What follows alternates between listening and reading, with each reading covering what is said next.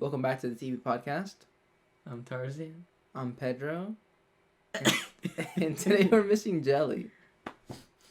Which is quite unfortunate. And we miss her. All around me are familiar faces. But at the same time, we haven't done a TP podcast in a really long time. And this is how we started. It's some nostalgia. Yes. Except we've upgraded a lot because we used to film in the car. Yeah. We used to not have video. It was just straight up upload. Yeah. No editing whatsoever. No editing. No cuts. Just raw. Uncut footage. Like me. What? Well, but either way, today is a special day as well because we're going to be covering a murder. Yep. Back to our spooky episodes. There was once a town. A town built for tourists and held together by farm workers. A town known for its multitude of wines and the safe communities it provided. That town was Napa. There wasn't much crime in Napa. It was Napa. Much less any murders. I thought it was Yountville for a second. Honestly, Napa, Yountville, Sonoma. It's because same they're part place. of the Napa County, yeah. They're all the same. Yeah. Bunch of white people. Well, I think Sonoma was Sonoma County, but we're not gonna get into that. In fact, there hadn't been any murders in Napa from 1999 to 2003. 4 years of no murders. Damn, good for you. But that streak would end on October 31st, 2004. That's right, on Halloween night, 16 years ago, last week. Last week? Well, last week was Halloween. On Halloween night? Yeah. Yeah, I totally missed that part. 16 years ago. I was like 3. I was 4. No, you were 3. Oh, I was turning 4. Yeah, you were gonna turn 4. I'm sorry. Well, you think you're better than me? It's Halloween night. Yeah. Children all around Napa were collecting candy from strangers, dressed in an array of costumes, and staying out way past their bedtimes. Not me. Yeah. I mean, for children, Halloween was the same in Napa as it would be anywhere else. But the same couldn't be said for adults. When you're a child, you go trick-or-treating. Yeah. When you're a teenager, you party it up. And as an adult, you go out with friends and enjoy drinks in clubs. Or you're just that loser who hosts down trick-or-treaters. Hose down trick-or-treaters? Yeah, with the water. The hose, water. Yeah, that's what I would What kind do. of psychopath?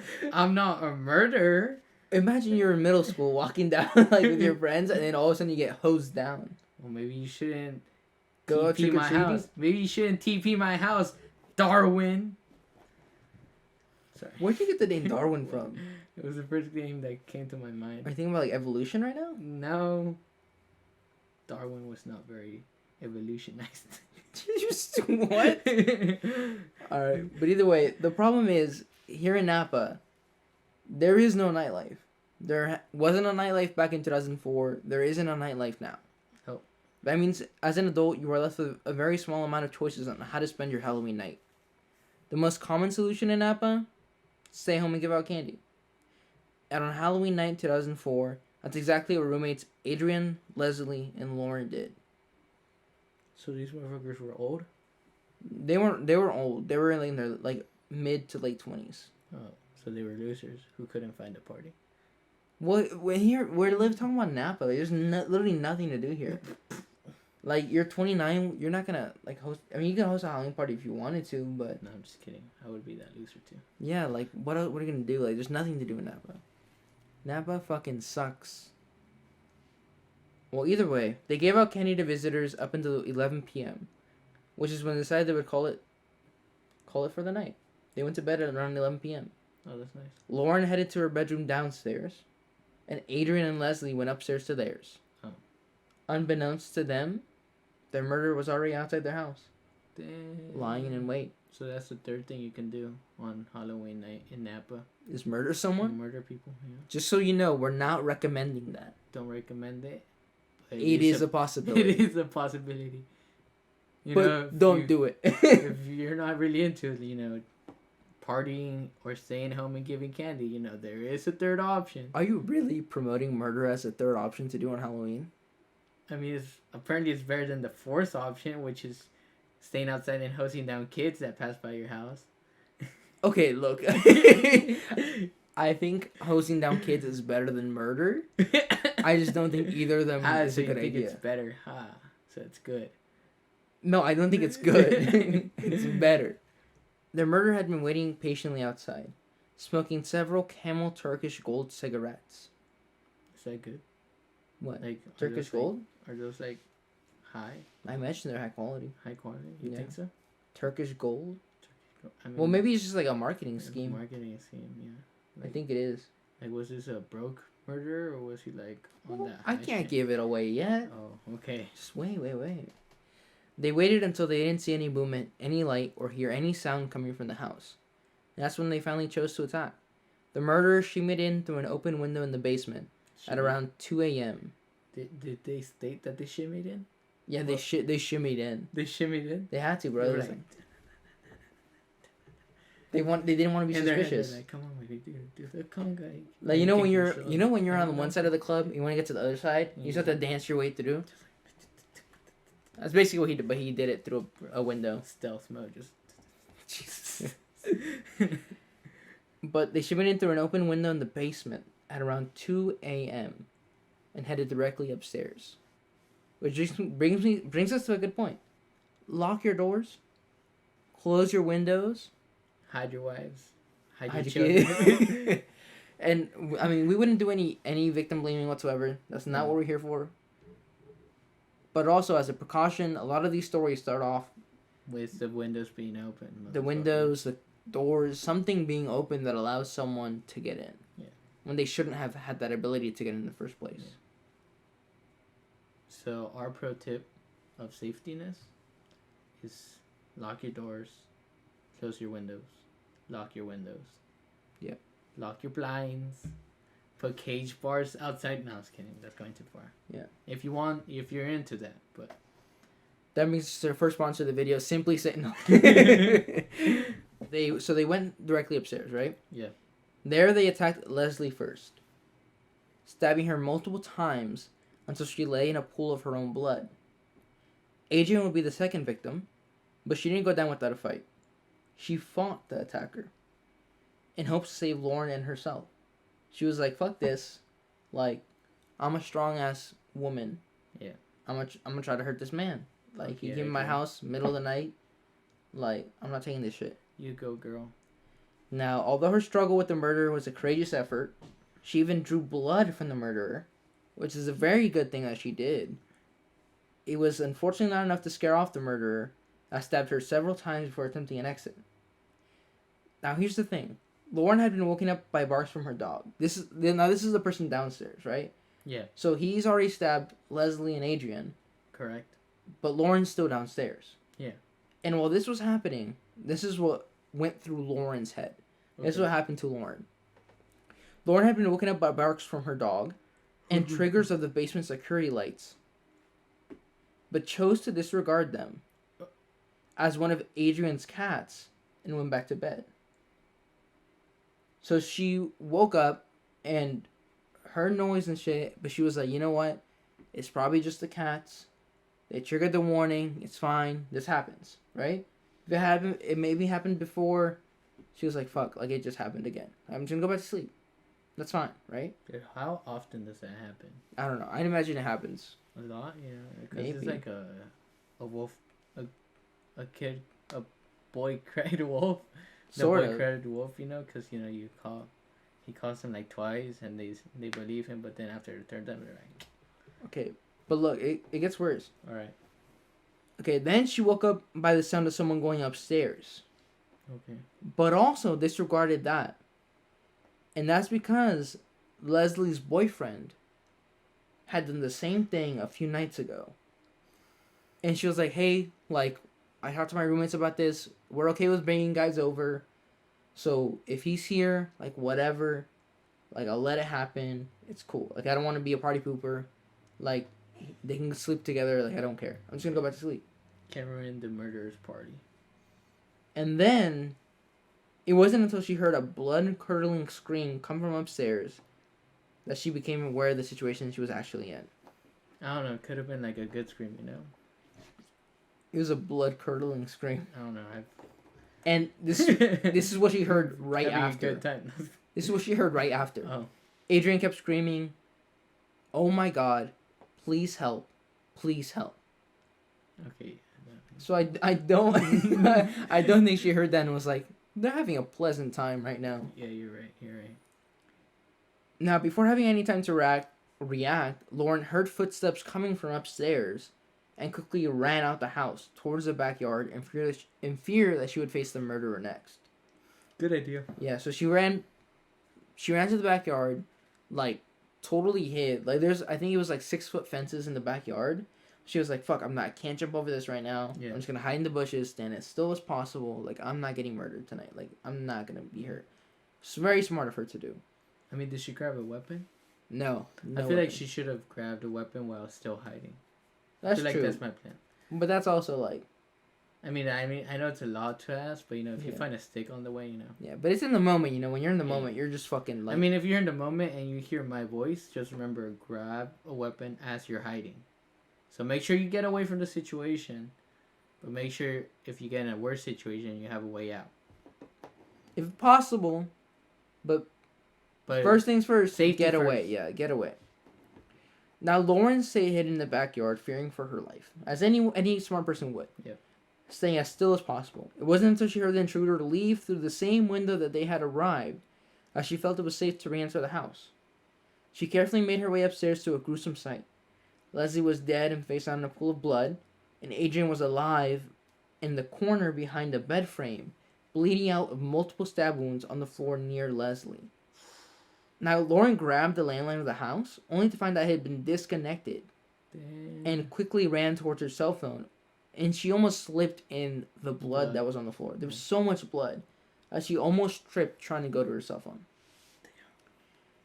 And then, when she finally got her cell phone, she contacted 911, gave them some information, before her phone cut out. And then, out of fear that she might be next and the murderer might still be in the house, left. Okay. She left the house. She was like, I can't be here. Like, I'm scared. The murderer might still be here. I'm not sure if he's gone. Or they're gone. I gotta leave. When the police arrived on the scene, Adriane was clinging on to life, but despite the paramedics' best efforts, would die later that night.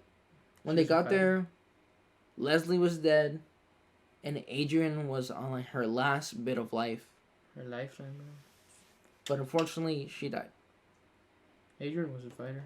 Yeah. So now we have, just to recap, we have 2 dead women. Adriane got some blood from the intruder. Yeah. And also, you have the intruder smoking outside. Oh, that's true. He could have left cigarette butts or whatever they call it. That's what we know. So now this is the investigation that followed right after this. Honestly, the sloppy killer could not have been me. I wouldn't have been smoking outside. Yeah, I mean... That's a mess. Or at least smoking your car, bro. We're not going to say give advice to murderers. But, you know, don't But get it's DNA also... evidence, the fuck. But here's the thing. I mean, you'll see. Your point is going to prove to be invalid somewhat. Oh, damn. We'll talk about it. Alright. So like I had said before, horrific things normally didn't happen in Napa. And this shook the town to its core. There hadn't been a murder there in 4 years.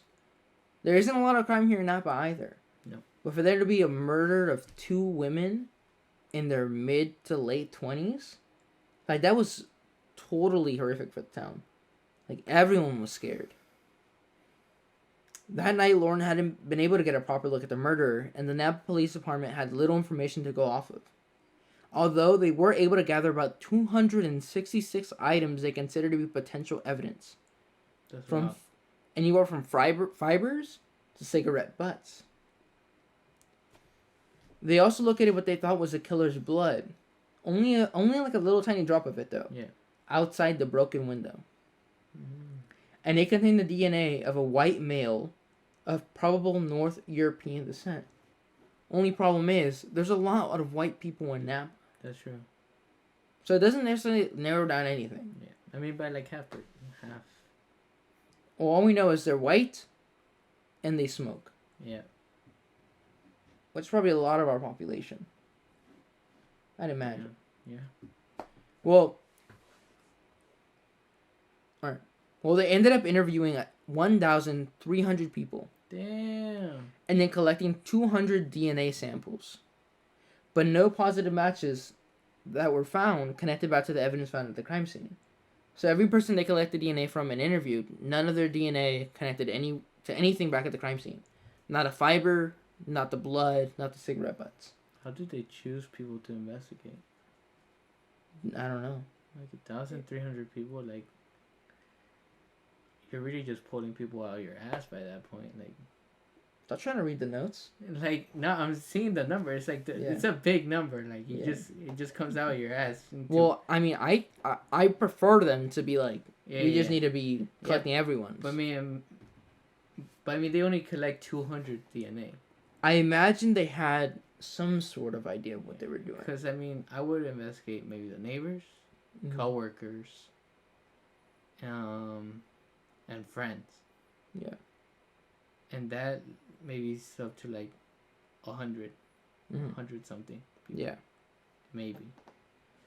All right. Well, either way, the investigation went on for months, and months, without any potential leads. Damn. No idea who it was. No one had any idea. Not the family, not the police, no one. That was until they took a closer look at the cigarette butts found on the scene. The cigarettes, bro. The cigarettes. They were able to take DNA from those cigarette butts. And guess what they matched? Nothing. Yeah, so they didn't match anyone that they interviewed, anyone that they sampled. But it did match the blood found by the window. Okay. That they believed to be the killers. So now they know that the cigarette butts were connected to the killer. Which they hadn't known before. It's good. Good information. More information. We're on the right track. Confirming that the killer was there. We're confirming that that's more DNA that you have of the killers. Yeah. Because remember, the blood was only a small drop. Yeah. Now you just have more of their DNA. Exactly. You're confirming that they were there. Exactly. Well, in mid-August, a year after the murder, the Napa Police Department told Lauren that the killer is probably a smoker. So they told the only living person that was in the house. They told her, hey, so now we found out he's actually a smoker as well. And she began to think. She was like, who do I know that's a smoker? And she was like, you know what? I remember. There's this guy named Eric Koppel. Damn. She told the homicide detectives about him. And they said they hadn't checked his DNA. They're like, hey, that's a name we never collected his DNA. We never compared it to the samples. And she was like, oh, all right, well, there you go. Like, I think, like, he's a smoker. He's a white male. Like, I think you should look at him. But she checked in a month later, thinking that they would have listened to her. They would have followed her lead. And you know what they said? Nothing. They didn't. They said, well, we weren't able to reach him. What? They said, we left a message. He didn't respond. What? That's legit what they did. They called him. He didn't answer. They left him a message, and they were like, well, fuck. He didn't answer. What are we going to do? Yeah. We're just a police department. What are we supposed to do? Honestly. What are we going to do? Imagine the murder, unknown caller. Yeah. Hang up. He's like... You get a voicemail later. This is the Napa PD. We're here to investigate about a murder case happened in Napa like a year ago. He's just like, delete. You're one of the suspects. Just wanted to ask you if you could come in at some point when in your earliest convenience. Yeah, whenever you're available. Or just let us know that you got this message. The dude's like,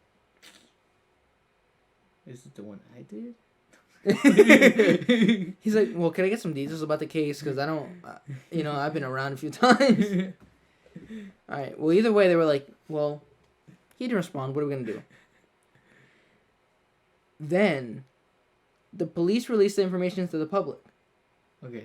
So, they had only told Lauren about the cigarette butts. Yeah. But then they were like, all right, we need help. We need public help. So, we're going to release some information. Help than the, key witness that we just got out of the person that was there. Yeah, and we don't believe what she's saying. So, we're just we need more help. More help. And honestly, I get why police departments hold information. Because really, sometimes the only way they can be able to tell if the murderer is actually the murderer, right? Yeah. There's a lot of people who will be in jail and be like, hey, I murdered that person. Just dumb. which is a dumb thing to do because most of the time they haven't even done it. Yeah. They just confess to the crime for some odd reason, some satisfaction from it, and the only way to tell if they really have is by confirming case in the details that they haven't released to the public. They want free housing. Free housing, just sleep in jail, eat at jail, get a good workout, Maybe. I mean, I don't know what it is. Get some action that you're not getting on that. No, I think they're psychotic and they're like I like this shit. Like, Maybe, I like bringing people maybe pain. they do like the shower times in jail. Jesus says that. They're like, oops, I guess I dropped the soap. Oh. Well, either way, they released information to the public. They released the brand of the cigarettes. Carmish Turkle Gold. Carmish Camel Turkish Gold. You've been like correcting me like 3 times. And now I say it wrong. Real good. Look, Camel Turkish Gold. Camel Turkish. Now, the thing about this brand of cigarettes, at the moment of the murder, it had only been out on the market for 4 months. So it was brand new to the market. Not a lot of people were smoking it. It was a brand new cigarette. But guess what? What? Guess who smoked Camel Turkish Golds? Eric Copton. Eric motherfucking Koppel. Oh, Koppel. Eric motherfucking Koppel. Cobblepot. And he knew he was gonna get caught sooner or later because everyone in his family knew those were his favorite cigarettes. Damn. So did Lauren. So he turned himself in. And he shocked all his loved ones. He was like, he had a talk with his wife and was like, hey, I might have murdered these 2 women. That's a tough talk. And I know you were gonna turn me in sometime because I know I love Camel Turkish Gold. That's the only cigarette that I smoke. And I'm a white male. It's funny that he really just gave himself up because of the cigarettes. Well, everyone knew though. He knew that everyone knew that those were the ones he smoked. That's a lot of paranoia, Well, here's the thing. He had more reason to be worried. He had more reason for people to think he was a suspect. I guess. Well, you don't know the information yet. All right. That's a tough talk to give to your wife too. Though. Yeah. When do you give that? Like some pillow talk, or is that like a morning coffee type? No, I think that's a dinner. Or a dinner, Yeah, I think that's a dinner conversation. Are you like in the couch watching a movie, or are you? No, you're at the dinner table. At the dinner table, pour her a glass of wine. Pour yourself a glass of wine. Mm-hmm. Be all sketch about it. Like as if she didn't know you, she might have thought that you might have roofied that, but you're like. So just so you know, dear wife, there are some details of my life in the last year that you may have not figured out by now. Oh, what details? What could they be? Halloween night, 80 a year ago, I have murdered 2 women. Bitch, you did what? I smoked outside the house. That's why I did it. Wait, so the white guy, Camel Turkish, that was you? Nah, it must have been some other white guy with Camel Turkish Gold. Well, either way, he turned himself in. Alright. But there was reason for him to be worried. Because who is Eric motherfucking Koppel? And why did he do this? Let's talk about who he was. Oh, yeah. Okay. Eric Koppel had been someone whose life intertwined with Adriane, Leslie, and Lauren without being extremely close to them. So they were connected, but they weren't extremely close. And this is how. On the day the 3 women had moved into their Napa home, Adriane's friends, Ben Katz, helped her and her friends move, along with Lily Prudhomme and her boyfriend at the time, Eric Koppel. Now, you see, Lily and Adriane had been really good friends, and some places on the internet even consider them best friends. So you can imagine why everyone would be extremely shocked when the victim's best friend's boyfriend comes forward and turns himself in. Although it goes even deeper than that, because at the time he turned himself in, Eric Koppel and Lily had been married. They hadn't been broken up. They were married at the time that he turned himself in. Oh, never mind. I got it wrong. Yeah, so they were dating and now they were married. And even worse than that, when they got married, they invited Adrian's mother to read from the Bible in memory of her slain daughter. Oh. So at the murderer's wedding, they had the victim's mom read from the Bible in memory of her daughter that the husband had killed. Dude, this man is twisted, bro. Couple had even attended a candlelight vigil organized by Adrian's friends 2 weeks after the murders. Gotta look less suspicious like that. So he was very connected to the case. Yeah. He was connected to Adrian, which is why he knew at the moment they found out that there was camel Turkish gold at the crime scene, it'd go directly back to him. He was too close to the victims. True. That's the thing that happens in a lot of these murder cases. It's usually not a stranger. Yeah. Sometimes it is, but usually it's someone you know. Someone that's close to you.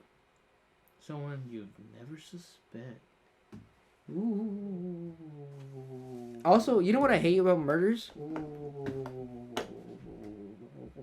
So bad. You know what I hate about murders? When they're like, oh my god, I knew him so well. I don't think he could have ever done that. Really? What's like, well, he did do that. Well, he did. So why are you saying that? Like, he wasn't the nice kid across the street. Like, I mean, he could have been. He really helped them out. Like, that's true. move. He did help him move. Helped them move. He had them like talk at his wedding. Gave up time for Adrian.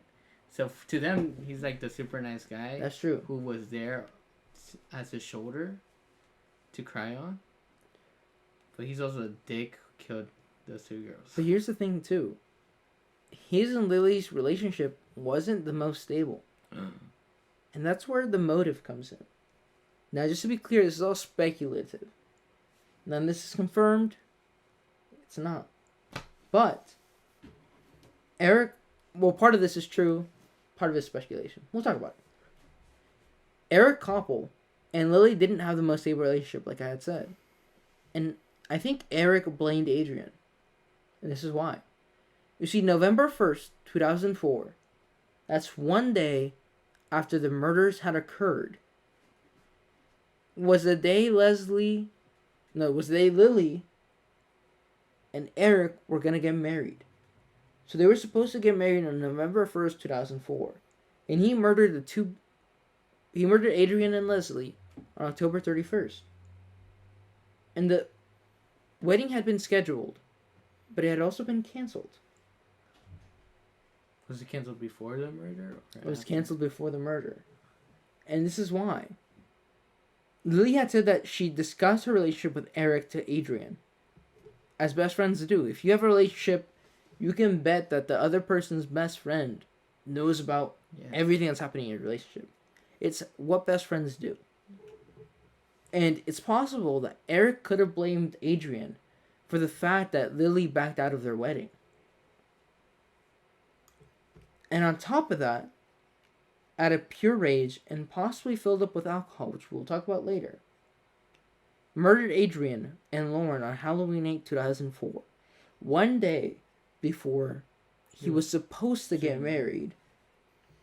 And he could have blamed Adrian for the fact that he wasn't going to get married on November 1st. So he's got motive.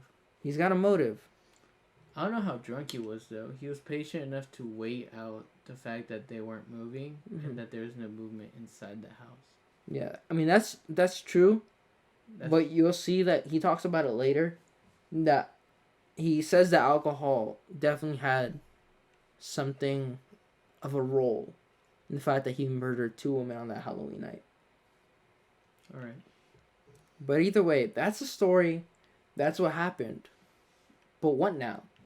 What ended up happening with all that information? Well, investigators never found a murder weapon. The knife that he had used to stab Adrian and Leslie. So there's a lot of L's. That's why I got confused the first time. Yeah, because it's Leslie was the person who died. Lauren was the girl downstairs, and Lily is the wife. The wife. Yeah, wife. Yeah, wife. So investigators never found the murder weapon. They said Koppel told them he tossed a knife that night, but he couldn't remember where. He also said that he burned the clothes he was wearing. Smart. So he knew he was in trouble. He knew what he had done. He was like, "Fuck! I killed 2 women. I'm gonna go hide the weapon, burn my clothes. Like I need to get rid of this shit." Did he just like get home naked, or what was that whole experience? Did he like take off his clothes, put them in a fire, get home, walk home naked? No idea. I'd imagine he got home, took off the clothes, put them in a bag, hid the bag, changed, showered, and I don't even think Lily was awake because remember this was 2 in the morning. Yeah. So he must have got home And sometime maybe around they 3. weren't living together at the time since they had just had to like stop a whole ass wedding. That's true. They might have not even been living together. Well, either way, with the full confession, even though there was no like murder weapon stuff found, with the full confession, they took Eric Koppel to court. Koppel's wife Lily, Adriane's best friend, spoke during the case, and she says she knew a gentler Eric than the Eric that murdered her best friend. She even went as far as to proclaim support for her husband, telling him that there was nothing in this world that you could do that would make me love you less. That's okay. And that's sort of insane. That's a little crazy. To be like, hey, you murdered my best friend, but there's nothing you could have done to make me love you less. That's kind of scary. She was like, it was out of love. Yeah. Which I mean, in a twisted way, it was. You know, he was, he saw that an opportunity to kill the person that was in his way, and then to comfort the person who was thinking about possibly breaking up with him, to comfort her, to get back in her heart. And, in some twisted way, that is an act of love. Yeah, I get what you're saying. Yeah. Yeah. So if she had gone a little... and thought about it in that twisted way, yeah, she might think the same. Yeah. And then at that same case hearing, Koppel spoke, and he apologized to the Insogna and Mazzara families, even crying. He blamed the murders on the death of his grandfather, which sent him into a depression, which caused him to use alcohol to cope with the depression. Adding that he was going to kill himself, but decided to turn himself in so there would be closure to the case. Wait, so did his grandpa die after or before the wedding? Before everything happened, his grandpa died. He went into depression. He started abusing alcohol. That's what I was saying. That night, he might have been somewhat intoxicated. Interesting. We don't know. I don't know. And finally, his sentence. In exchange for the guilty plea to 2 counts of first-degree murder, and special allegations of lying in wait and use of a knife and committing a crime with multiple victims, destruction of evidence. Well, that's not. He was in charge with that. He should have been charged with that. He could have been charged. If I were a prosecutor, that's what I would charge well, him with. It really doesn't matter because either way, he didn't get the death penalty, but he did get life in prison. I heard that life sentence is just 20 years. It's not really a life sentence. His is a life sentence. His is and like we'll talk about gonna why. Die in jail. Yeah. So basically, he talked to the families, and they agreed to give him life in prison as long as he fully complied, he fully confessed to the crime, and he would deny all appeals. So he can't appeal. But that's part of his sentencing. He's in jail forever, which is why they didn't kill him. Yeah. Because they were like, as long as you're in jail forever, you can't appeal whatsoever. Then you can be in jail. And along with that, he agreed that he could never profit financially from the deaths of Adriane and Leslie. How would he do that? By giving information to reporters, writing a book, shit like that. He agreed with the family that he wouldn't do that shit. And if he does make any sort of profit from talking about the murders with any news reporter, he's gonna go to jail. You're an idiot. He's already in jail. But the money would go to a charity. Oh, okay. And the charity was one that I think it was Adriane who had actually supported it while she was still alive and done races and stuff for the charity. But either way, he shouldn't profit from the murders, and I don't think anyone should. Smart. Those are good terms. I like these terms. Yeah, they were like, we won't murder you as you spend the rest of your life rotting away. Yeah. And you don't benefit from killing our daughters. Yeah. I think that's fair. Fair. Well, the whole day in the courtroom, he truly showed remorse for what he had done. But none of it mattered, because he had killed 2 women on Halloween night 2004. And those women were young. They had a long life ahead of themselves. Yep. And he took that away from them. And that is despicable. So it's only fair that he spend the rest of his life in prison. And that's the murder of Adriane Insogna and Leslie Mazzara. And that has been it for the TP podcast. The Grapes of Wrath episode. We hope you like it. If you did, make sure to comment, like, subscribe. And if you didn't like it, make sure to like, comment, subscribe. And comment. Oh, wait, did you say comment? I said comment. Just make sure to let us know what we could fix about it. Yeah. Because, as we said, we're getting experimental with everything we're doing. We want to get feedback from you guys. We want to know what's good, what's bad, just to make us better. Mi video, tu video. Exactamente. But either way, have a good night. Have a good morning. And everything in between. Thank you.